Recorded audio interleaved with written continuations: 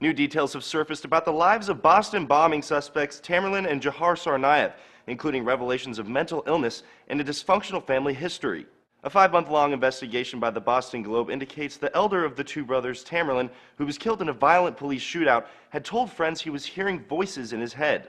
According to the Globe's reporters, Tamerlan confided to a friend that the voices had some kind of physical control over him.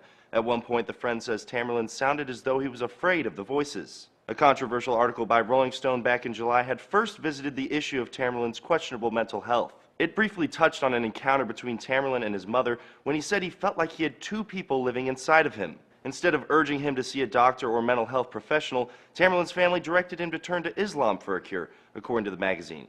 The Globe investigation suggests previous accusations that Tamerlan was influenced or directed by jihadist revolutionaries in Chechnya are unlikely. It also portrays both brothers as products of a dysfunctional family with a violent past, and it raises the question of whether the boy's father led his family to America to flee the Russian underworld. The family's neighbors told reporters the boy's father was once abducted by the mob and tortured for a week. Mobsters reportedly beheaded their dog.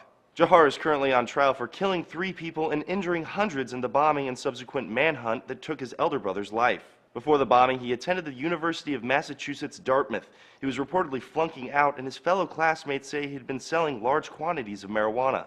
The new revelations paint the brothers in a similar light as people such as Aurora shooting suspect James Holmes and the Oklahoma City bombers, with mental health problems at the center of their motivations.